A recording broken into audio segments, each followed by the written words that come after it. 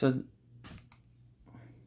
so today I would like to explain totalitarianism, authoritarianism, megalomaniac, and hegemony. The first one is totalitarianism, concept, a form of government or political system that provides claims and exercises an extreme high degree or control over public and private life. It is regarded as the most extreme and complete form of authoritarianism in totalitarian states. Political power has often been held by autocrats who employ all-encompassing campaigns in which propaganda is broadcasted by state-controlled mass media. I do have a short story about the leaders of these regimes. And here are some examples that I found. The Soviet Union was under control of Joseph Stalin. Nazi Germany was under control of Adolf Hitler. And the People's Republic of China was under Mao. And North Korea was under the Kim dynasty.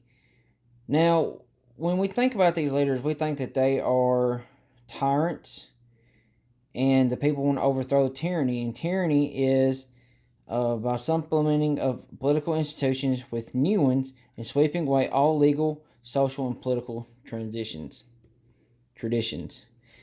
George Orwell's 1984, I just got done reading this book, and this is a great form of this system. Watch the video, and then I have a few questions and of how I characterized the regime that Big Brother was. So with the total totalitarianism, the characteristics that I found especially in George Orwell's 1984 was, control of political powers, the lack of any kind of democracy. They give them what they wanted, when they wanted. They kept for themselves. Big Brother kept for themselves what they wanted to keep. As long as they was good, they didn't really care about the other people. Absolute control over the economy.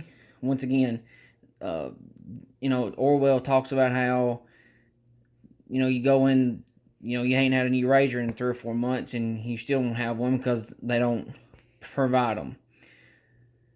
Mass surveillance, they was watching him 24/7. The only place that didn't really have it was the bathrooms. Concentration camps, if you didn't believe what they believed, they would send you to their secret police. They wanted little kids to snitch on their parents if they wasn't doing exactly what Big Brother had told them to. The elections, they don't care about elections. They put who they want in power when they want, and it doesn't really matter if it's for the best of the people or not. Executions, if you don't believe what they believe, they will take you out and they will take care of you.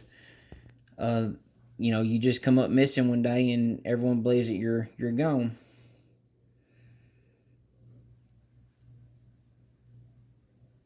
So the next one is authoritarianism, and Webster defines this by a form of government characterized by strong central power and limited political freedoms.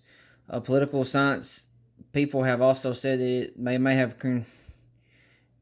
created many topics that describe variations of the forms of the government.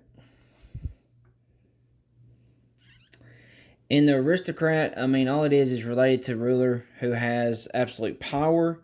And the other one is a small group of people having control over the country and, very governed by few.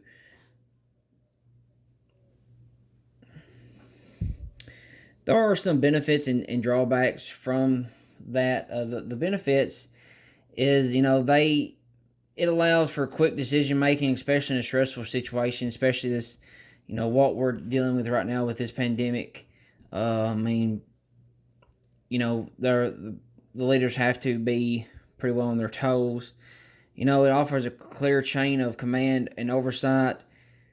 We know who's in charge, what they're going to say, what they're not going to say, and we don't have to worry about who's doing what. It works well with strong directive leaders is needed.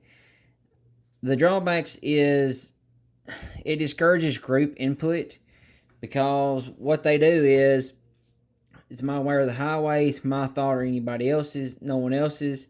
It hurts morale because if other people have something to contribute to, they really don't care. Uh, it's you may have a good idea, but it's not theirs, so they don't hear about it.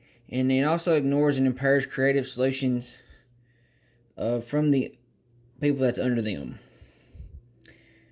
Now, the leaders, I looked this up, and some of the examples was John F. Kennedy, Martha Stewart, Bill Gates, Martin Luther King Jr., Vladimir Putin, and Donald Trump.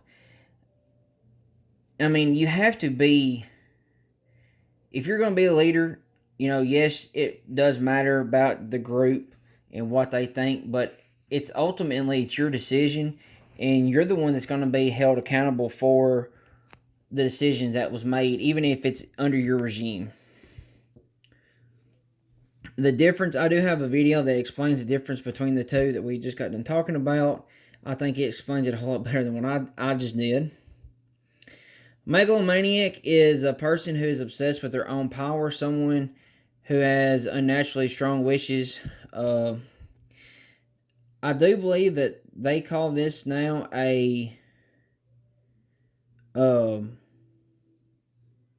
there's another word for this, and I can't think now, saving my life, what it was. I even had it looked up and wrote down.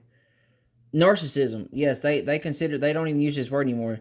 This is an outdated word. They consider this a narcissistic person.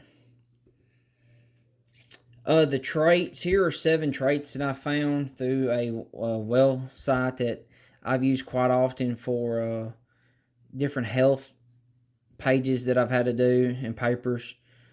Presumptuous, they believe that they're essential. They feel indestructible and capable of solving any problem that comes their way. They're manipulative, which means they push their position of power on everybody. Feeling of omnipotence. They don't admit their own mistakes. They can never learn from them. They never do nothing wrong. They idolize themselves. Their hyper awareness of people's reactions to what they do or say. If people reject them, they don't think those people are a problem, or at least not to them. Megalomaniac, I have another video that is explained on this as well. I really did like this video. And hegemony. Hegemony, we really don't think about this anymore. This is a leadership or dominance, especially by one country or social group. Today, it's often shorthand to describe the relative dominant position of a particular set of ideas. The associate of term hegemon is used to identify the group, actor, groups, class, or states that exercises the power.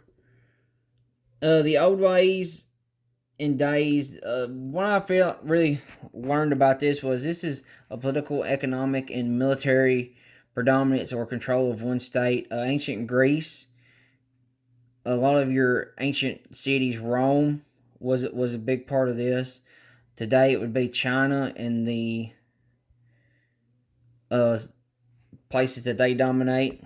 I also have another video of that. Here are my references. I did learn a lot from this, and I hope that you have as well.